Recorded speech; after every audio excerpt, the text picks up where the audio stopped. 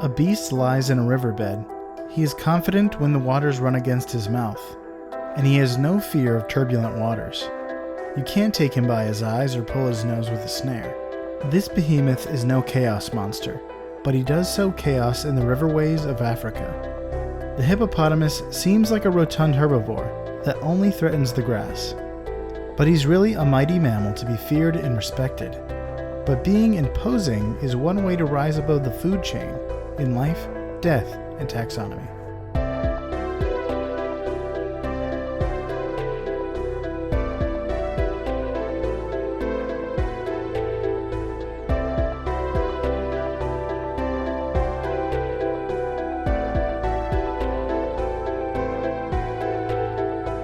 Welcome back to Life, Death, and Taxonomy. It's your 30 minutes of interesting animal information. I'm Joe. And I'm Carlos. Thank you to Cassie for the creation of our theme song. To hear more of Cassie's music, please search Cassie Michelle on YouTube or Spotify. And thank you to Ryan for the creation of this week's artwork. To check it out, you can follow us on Facebook or Twitter at LD Taxonomy, or visit us at our home on the web at ldtaxonomy.com. And today we're talking about Moto Moto and why he doesn't like you. That is, you took one of my... Darn it. More on that later. You like some chunky. He does. Well, I only have two nicknames for this one. But we are talking about the one and only, we're doing a famous animal this time, the hippopotamus. Every once in a while, we'll do an animal that you already knew about, but maybe didn't know how crazy it was. And the hippo's a crazy one. So... we're going to call it, by the way, hippopotamus is Greek for river horse, with hippo meaning horse, believe it or not. That's why the hippodrome in Rome is for racing horses. So whenever you call a hippo, you're just calling it a horse in Greek. Huh. So shame on you, I guess, and me for the rest of this episode, because that's what I'm going to call it. But we can also call it here the Goliath of Gethsemane. Gethsemane? I always say that wrong, and I'll explain why I chose that nickname later. And the literal land whale, because its closest relatives are whales. Obviously. Yep. And then the last one is going to be Moto Moto, but you just took all of the thunder and all of the wind that was in my sails and just and put it in your own bank account. Well, at least that's not exactly that wasn't like one of your more, like, it's one you put a lot of work into. Right. Just a reference. That would have been remarkable had you said one of the ones I put some work into. All right, yeah. So, you ready to taxonomize this? I sure am. All right, it's in a kingdom you know, love, and are in. The kingdom is Animalia. The phylum is Chordata. The class is Mammalia, of course. The order is Artiodactyla, which is odd-toed ungulates, or is it even-toed? I'm fairly certain it's definitely odd-toed. Nope, it's even. I'm so wrong all the time. It's even-toed ungulates. And that's like giraffes and pigs and deer and camels and the like. The family is Hippopotamidae. Yep. And the genus is Hippopotamus. I think this is the only animal where bison. Yep. Yeah. It's very rare that the animal's name is just in its nomenclature. And the species is amphibious. It is the only extant member of its genus, let alone species. But there used to be others that were, I guess, less amphibious. But the binomial nomenclature is the hippopotamus amphibious. And while you might think, hey, it's probably looks like a pig or a cow or something, you might be right that it looks like that, but it's definitely not related to either of those. Its closest relatives are whales that are also in Artiodactyla, I guess, in terms of skeletal structure. But since we're in the business of naming things, it's time for my favorite part of the show. Cue the music. Critter groups. the part of the show where I ask you, Joe, a question, and the question is the same every time. What is the name of a group of this animal, or what is the term of entry, or what is the collective noun? It's all the same. If you saw a group of hippopotamuses, would you call it A, an aggregate of hippopotamuses, B, a bloat of hippopotamuses, C, a clump of hippopotamuses, or D, a dump of hippopotamuses? A dump, a clump. What were the first two? Aggregate and bloat. They're all A, B, C, D. I'm gonna go with bloat. Is that your final answer? Yes. Ding, ding, ding. You're correct. The answer is bloat. It rhymes with float. Was that your reasoning? Sort of, but I don't think they actually float because they like kick off the bottom. Yeah, they don't float. We'll talk about that in a bit. They do not float because their specific gravity is too great for that. They are extremely heavy, which we'll talk about later, and the volume they take up is does not account for how heavy they are. They're very dense, relatively smart, so they're not that kind of dense. But do you want to hear what it looks like? Sure. All right. In case you didn't know what a hippo looks like, it is a giant cow, pig, horse manatee with an oblong barrel-shaped body, short, stubby legs like my dog Yoshi, and a tiny little tail, unlike my dog Yoshi, but more like a Eeyore. It has a massive rhino-esque head with a long, wide snout, little round ears, and its whole body is covered in grayish, purplish skin with almost no fur. So just little tufts here and there, but is not a furry animal. It also has webbed feet. So there's skin stretching in between its even number of toes that allow it to putz along the riverbeds. It's putz along the riverbeds.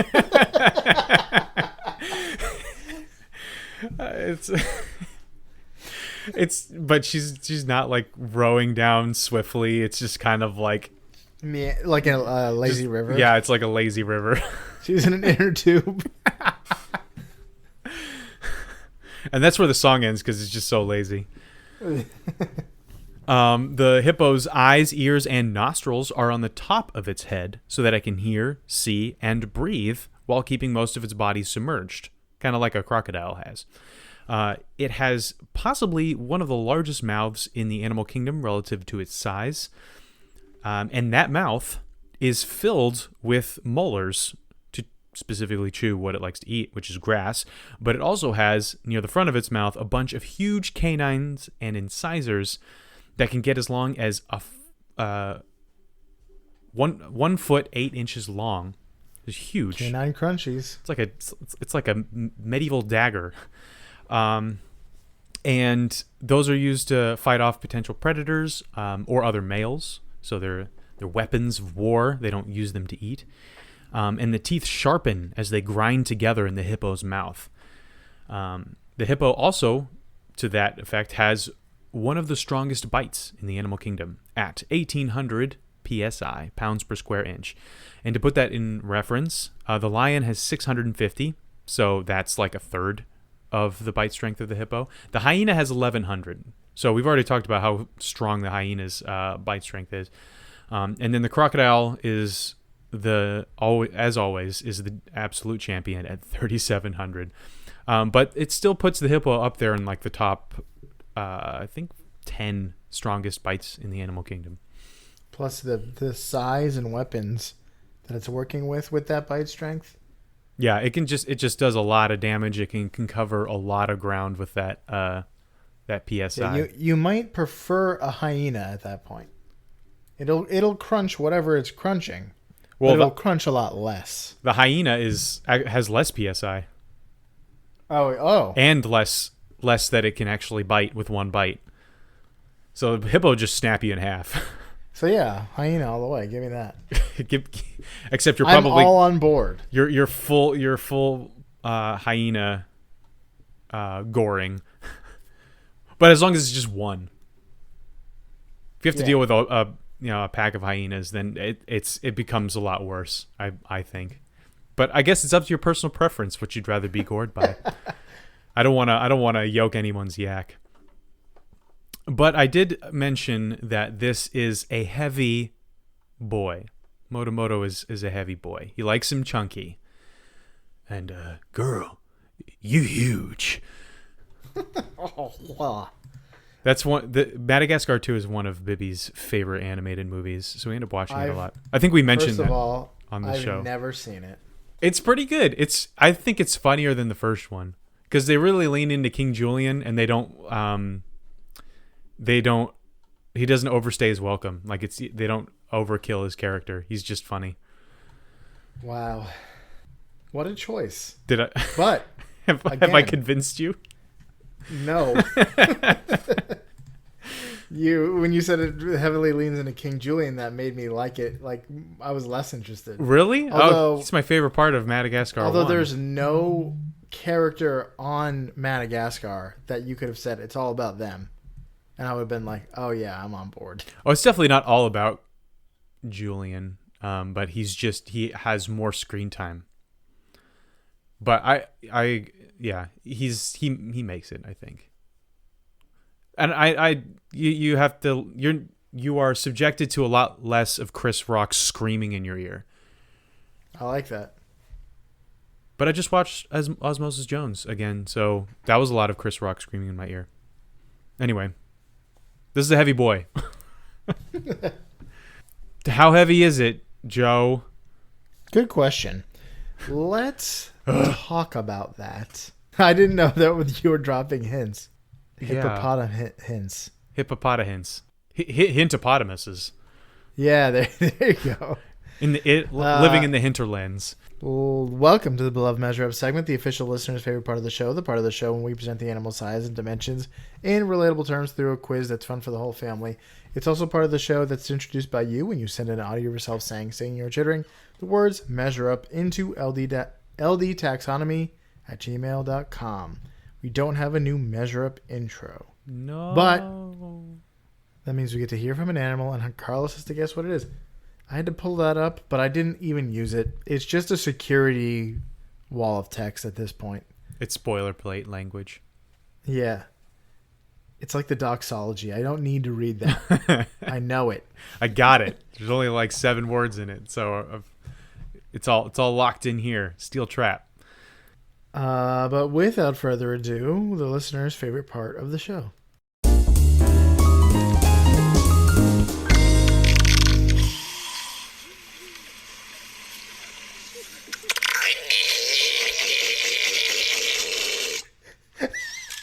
Oh man, I wish we had our camera on. You see my face as I was assaulted by this sound. Oh, it was quite a sound. Oh, I knew it would be a crowd pleaser. Oh, I'm sure everyone is frantically trying to save that snippet and add it to their Spotify playlist. If we were like the amount of famous that it takes to be as a podcast for fans to do animations, I'd love to see the animation of that. Although I saw the animal do it itself. So, which is probably pretty good. Is it A, a hippopotamus? Is it B, a moose? Is it C, a camel? Or is it D, a seal? D, seal. Final answer. Final answer. Yeah. That is correct. Yeah. That was the guttural nonsense of a seal. A seal or a sea lion? It looks like a spotted seal, but I can't be sure. If it's so cute you can't stand it, then it's a seal. And if it's okay, then it's a sea lion. I think it's a seal. It's not like a brown sea lion. It's a gray and speckled seal. Okay, that sounds like maybe like a leopard seal or something.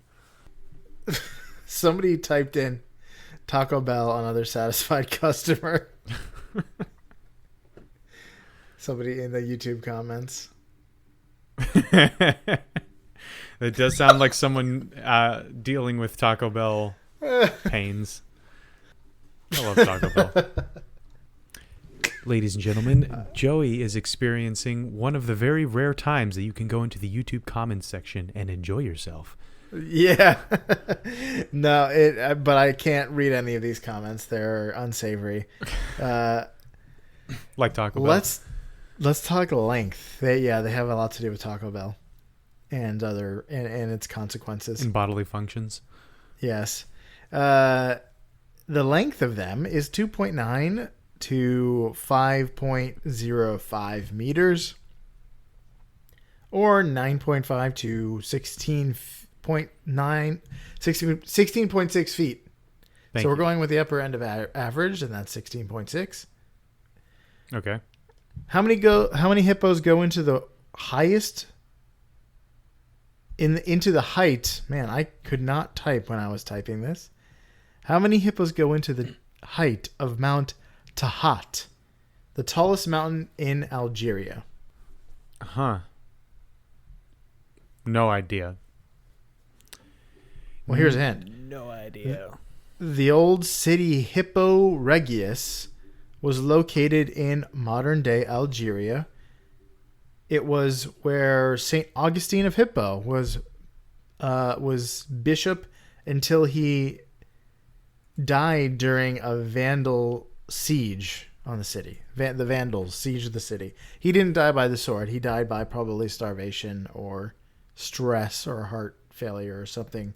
He was like 74. That's what usually gets you during a siege. Hey, you know where Augustine's from? Hippo. Yeah, I just said that. Oh, wait. No, never mind. Delete that. No. I was doing math. That's why I did this. Okay, never mind. Anyway, I think it's going to take 602 hippos to get to the top of Mount whatever, Tellus or whatever you said. Because I'm assuming that the tallest mountain in Algeria, of a country of which I know nothing about their mountains, is 10,000 feet. 10,000 feet. Final answer. Mm-hmm. Yep. The correct answer is 593. What? Oh my goodness! I was 9 off. Amazing. The mountain is 9,852 feet. Oh boy, I was 148 feet off. How? 3,000 meters and change. Nice. I feel good. That's an adrenaline rush right there. Let's talk weight. There are it's like getting a goal in Rocket League. Goodness. In Rocket League, full throttle goal. Mm-hmm. Spinning. In the air. Mm-hmm. They weigh 15,000 kilograms or 3,310 pounds. How many hippos go into the weight of the total number of hippos in the wild in Colombia? Oh, I've got a whole thing on that. Oh, you do? Dang it. I don't know how many hippos are in the wild in Colombia, but I do have a whole thing on how they got there. So I shouldn't say the hint. Sure, yeah. I mean, unless you just... It's... Yeah, I'll say it. It's fine. So there are hippos in Colombia. There are hippos in Colombia. Bet you didn't know that. I don't know how many there are. So basically, you're just like looking for how many hippos there are today. Here's a hint. They're estimated, if left unchecked, estimated to grow to a population of around 1,400 in the next 15 years. Oh, that's a very good hint. All right, so it's definitely less than 1,400, and I know that it's more than 14. Or 16, sorry. So it's between 16 and 1,400. I'm gonna say there's I'm gonna say there's 900 hippos. So the 900. Yeah, the answer is 900 hippos. 900 hippos would go into the number of hippos there are in Colombia. Final answer. Yes. Correct answer is 120. What? That's it? Yeah, I mean, if they were already at 900, they would get to 1400 in like 3 years. I guess I've never really plotted out population growth for hippos or forecasts or anything like that. So yeah, I guess that makes sense. There's only how many did you say there were? 120. 120. Okay. Quite a crazy story. We'll talk about it soon. Yes. Also, I have here that the largest hippo recorded was 9,920 pounds, almost 10,000 pounds. It is the third heaviest land mammal, just behind the rhinoceros, and then obviously the elephant can get to be like 14,000 pounds. So, but hey, considering how much bigger in volume an elephant is than a hippo, it's pretty impressive, and no wonder they can't float. So are you ready for some fast facts? They're like Stitch. They're too dense. Too muscular. We'll go with that. Yeah, I'm ready for some fast facts. All right. You hinted at it already, since you've mentioned countries in Africa, but their current range is in scattered riverlands all across sub-Saharan Africa, with the exception of Madagascar and the Kalahari Desert. They like wetlands. They spend most of their time in freshwater lakes and rivers, but in West Africa, they tend to live in brackish estuaries, and brackish means a mix of freshwater and saltwater as the ocean meets the rivers, and sometimes it even swims out to the ocean. Being a mammal, it's totally fine being in the ocean. It almost exclusively eats grass on land, which I didn't know. I assumed that it ate like water plants.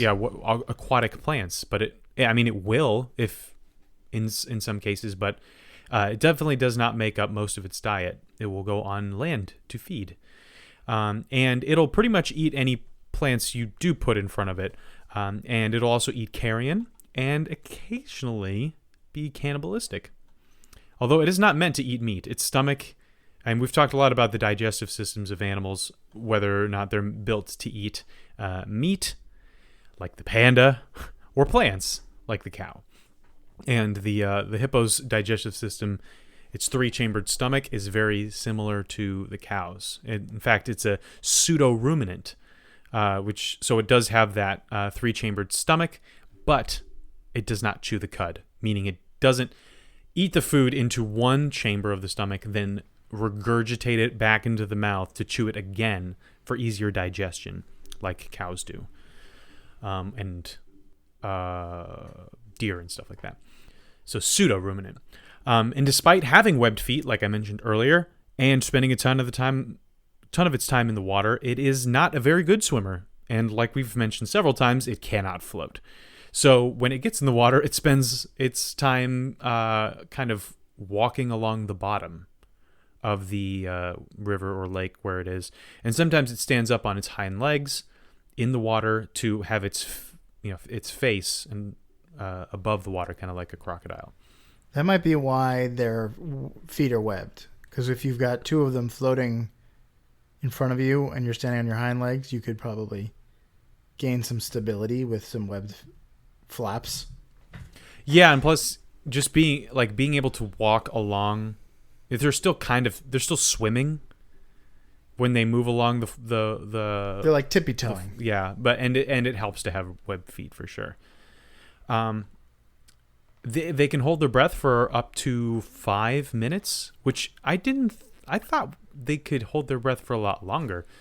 And for an animal that spends so much of its time underwater, that does not seem like a lot. But it does rise to breathe unconsciously. Just like you breathe unconsciously until you think about it. It just naturally rises to the surface, takes a breath, and goes back down. And You just ruined everyone right now. Everyone listening is now thinking about their breathing. Yeah, it went from the sympathetic to the parasympathetic nervous system, or the other way around. Those are just two words I know having to do with the nervous system. Let's think about hippos. Everyone think about hippos. Well, if you've ever seen Dumbo, there's the very, very sad song, Baby of Mine, and there's a scene where the hippos are sleeping underwater and just blowing bubbles. But in reality, every 5 minutes, they would come up to the surface while still being asleep to take a breath, and then they would come back down. So that allows them to sleep underwater without drowning. And check out our pilot whale episode to figure out how cetaceans like dolphins, or not, sorry, porpoises and cetaceans like whales manage to not drown and sleep at the same time. The hippo lives for about 50 years in the wild. So it's actually pretty long lifespan for a mammal. And here is why I called it the Goliath of Gethsemane. They actually secrete a red substance that people have called blood sweat. If you remember your gospel stories, Jesus was praying so hard in the Garden of Gethsemane that he sweat blood. But this is not the case for the hippo. It's not blood or sweat. It's just sunscreen. It's a natural sunscreen. It just happens to be red. Or kind of an orangish red that coats its body so it doesn't get sunburned because it spends so much time in the the water that magnifies the sun's rays. And since it doesn't have any fur, its skin is just directly exposed to the sun. By the way, did you know that that's something that can happen to people under like extreme stress? It's not an isolated incident. I did know that. Hematohidrosis. Hematohidrosis? Yeah, it's rare. Some people have what's called chromohidrosis, where they sweat like different colors, like bright blue and stuff like that. It's crazy. Look it up. Interesting. All right, now on to the fun stories about hippos. Infamous drug lord and insane rich guy, Pablo Escobar, had a private zoo in his estate in Colombia that had 4 hippos in it. This is why there are hippos in Colombia. After authorities tucked Escobar in for his little dirt nap, they didn't move the hippos because they were too difficult to move. And before long, they multiplied to 16, so 16 hippos. And then eventually, a few of the hippos attacked some people and their cattle. And so those same authorities also tucked one of those hippos in for his dirt nap. But the hippies in Colombia got really mad about that, clearly valuing the life of this hippo over the person that the hippo killed.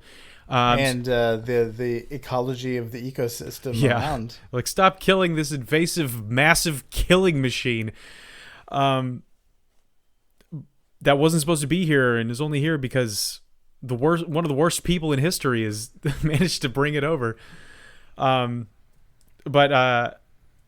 everyone just decided to let them be. They haven't really come to a real decision on what to do with the hippos. And as you mentioned, there are, what did you say, 160 something? 120. There's 120 of them now. And yeah, so there are hippos thriving in Colombia. And apparently by 2036, there will be 1,400 of them. And so it's about to get out of hand for them with a population boom. And it's an ideal place for them to live. There's lots of rivers and no predators for them to worry about. Outside of people. So who's a real monster? And this almost happened in the U.S., believe it or not. Now, Escobar brought his hippos over in the 80s, back when he was doing his thing. But we almost had hippos in the U.S. back in the early turn of the century, back in the in 1910 times, which were very scary. So a few enterprising men that actually met fighting on opposite sides of the Second Boer War in South Africa, which is the war between South Africans and British in England. In fact, they were actually under orders to assassinate each other. Like this is like they were pretty high ranking in the British and South African army, respectively. One guy, Fritz Dukens, Fritz Dukens. He was the South African guy. He was an assassin, spy, journalist, soldier, big game hunter, and eventual Nazi. So quite possibly one of the most interesting people ever. And you can read about his story. It is fascinating. But anyway, they wanted to introduce hippos to eat an annoying plant in the bayous of Louisiana. They had an invasive species of plants, so they were like, how do we fight fire with in this situation? They didn't even consider anything else. They're like, we have fire, we need more fire. We need They did a lot of like woman who swallowed the fly kind of logic when it came to invasive species back then. Yeah. I think it was way back in the day we talked about I think it was the giant snail. Yeah, they introduced another snail to eat the first snail, and now the other snail is invasive. And you don't introduce a very dangerous and difficult to kill animal into your ecosystem ever. Really, that's not a good idea unless it was already there. In Colombia, they captured one bull, castrated him, and then released him. You know, like we do to cats here. Mm-hmm. But it costs $50,000, so it's not viable. No, especially once there's 1,400 of them. So yeah, they brought it was called the Hippo Bill. And these two guys, they wanted to introduce the hippo for two reasons. One, to eat that annoying water plant. Two, to be a source of domestic meat. Because there was a meat shortage in America at the time. And this bill was even backed by Teddy Roosevelt himself. And the papers called hippo meat Lake Cow Bacon. Interesting. Sounds delicious. And fortunately, thank heavens, the hippo bill never passed. Who knows what America would look like today, or at least the American South would look like today, if we had a lot of hippos Very just strange. roaming around. Probably be more dangerous. It'd probably be very dangerous just to own a house and live there. But other than that, that's all I've got. I know it was a lot, goodness, but hippos are cool. Well, here's some other fast facts. They will eat meat and even cannibalize each other in certain circumstances, but it's not normal. They're not built to eat meat. It's usually an extreme measure. Like pandas, they're born sterile in the gut, and they eat their mother's waste to gain gut bacteria. Delicious. They also use echolocation. What? Yeah, but we don't know what that's for. Whoa, I did not know that. Very, very cetacean of them. But here's the major fact. The hippopotamus is known as one of the most aggressive megafauna in Africa. Hippos are known to chomp down on crocodiles in the water, and they're reportedly able to chomp them in half. There's even a video of a hippo saving I wrote antempole, but I meant antelope, by crushing a croc. But before you think they're altruistic, they may also attack impalas and other herbivores just for wandering into their territories to escape predators. And there's a video of that as well. So they also kill around 500 people a year. That's an often quoted number. I don't know how accurate it is, but it was in National Geographic. But what makes them so mean? The main reason is that they're extremely territorial. And they're hungry. Though they are gregarious, they are really not that social with each other. So meaning, in other words, they hang around each other, but they don't develop social bonds. The only members of a herd to develop a social bond are mothers and daughters. Everyone else is kept, just pretty much keeps to themselves. So males control a short stretch of river that's also populated by females. So their control of their territory ensures their mating rights with the surrounding females. But they'll also allow adolescent males to enter their territory as long as they're submissive to the dominant male. But that also may be because young males and females are indistinguishable. There's the males. Like, surely they can tell the difference. Not necessarily. There's no sexual dimorphism except for size. So if they're the same size, it's impossible to tell until you get up close. It's the same with other species like penguins. That's a problem for certain penguins because they do not know the difference between males and females. And they mate for life. So once you make a mistake, that's happened. There are no take backsies. I think that's on like one of the penguin documentaries on Netflix or something, or maybe it was on Disney Plus. Where it's like, well, these guys are in trouble.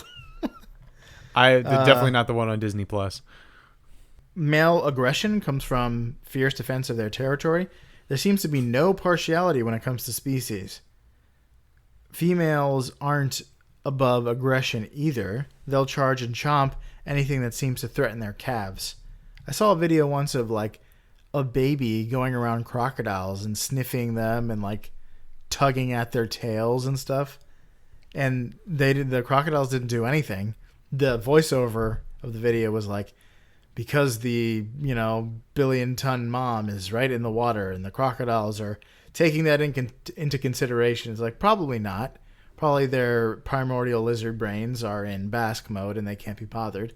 But either way, it's impressive. Well, or they don't see if something's not a threat or food, then maybe they just don't move. I mean, you see them piled on top of each other all the time, so.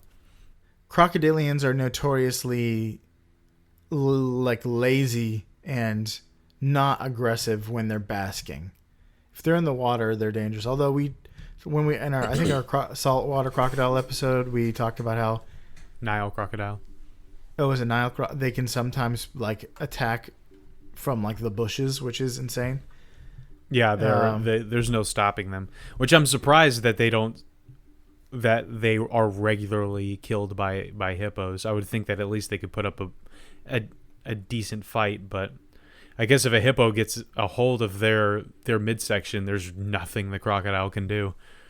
The hippos will also get really upset if you block them from getting into the water. So if you're by a river and you see, if the river's on your left and you see a hippo on your right, you definitely do not want to be where you are. You want to get out of the way. But do you want to jump in the water? No. You want to probably go sideways. You just want to fly directly straight upward. Yes. That's the bird's way. Mm-hmm. They also seem to dislike disturbances in their territory. When prey animals struggle against predators, hippos may be equally as likely to kill the prey as they are the predators, just to get some peace and quiet. It's like, I will turn this car around. I don't care who started it. Yeah, that's pretty Both much, of you are going to get grounded. That's what they used to tell us in football. It's like if somebody takes a cheap shot, they were always like, listen, refs only ever see the second hit. So it doesn't matter if you didn't start it. You'd get in trouble. Their aggression mixed with the way they control stretches of river as their territory seems to contribute to their conflicts with other animals and people. Rivers are important sources of food and water, and animals are forced to venture near them despite danger. Which is the crocodile's business model. So they're the Immortan Joe of the savannah. Yes, they control all the waterways. So there might be a ton of big animals like that. Like if there was a thing that you needed to go to and rhinos lived near it and used it as territory, you might be getting gored by a lot more rhinos. But in 2020, a perfect storm of flooding and also the bad economic downturn from COVID-19 has put Kenyan fishermen in direct conflict with hippos. Fish are in high demand as the economics shut off some other options. So the circumstances sending more people to the water to fish and get sustenance. And hippos are able to capsize boats, drowning or killing people in the process. Around 40 fishermen were attacked around one particular lake, Lake Naivasha in Kenya in 2020.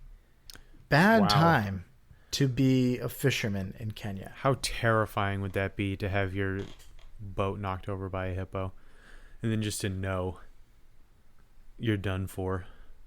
I was watching some videos of accounts of survivors of that exact situation.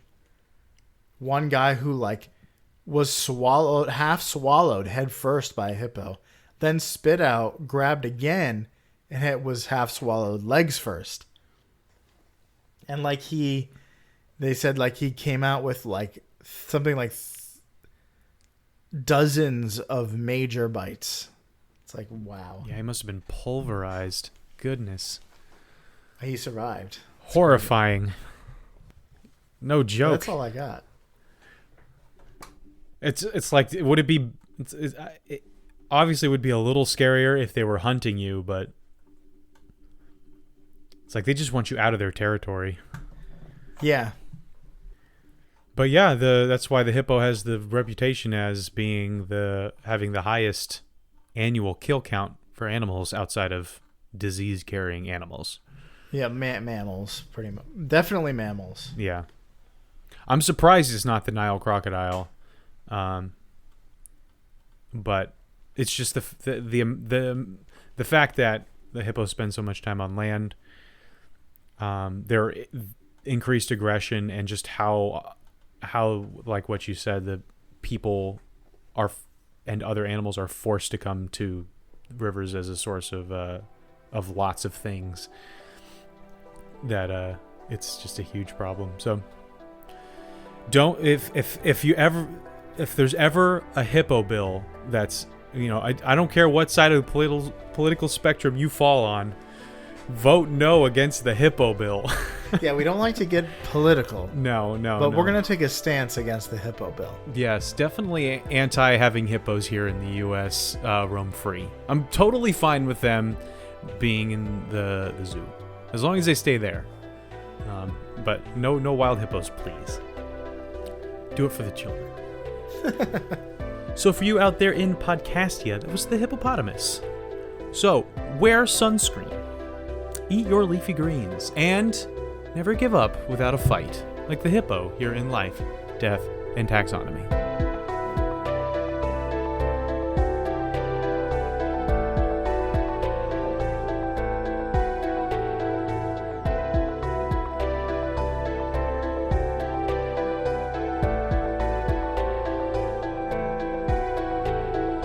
Hey Taxonomy Titans, thanks for listening to the episode. Just a few quick things. As always, reviews and social media engagement are greatly appreciated, but recommending the podcast to friends is the best way to help us grow.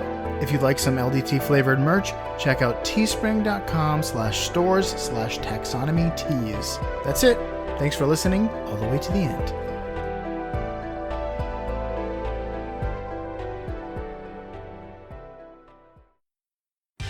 Life, Death, and Taxonomy is my favorite in the world podcast.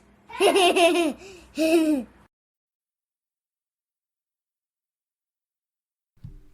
a little Avatar reference there. A little sneak it in.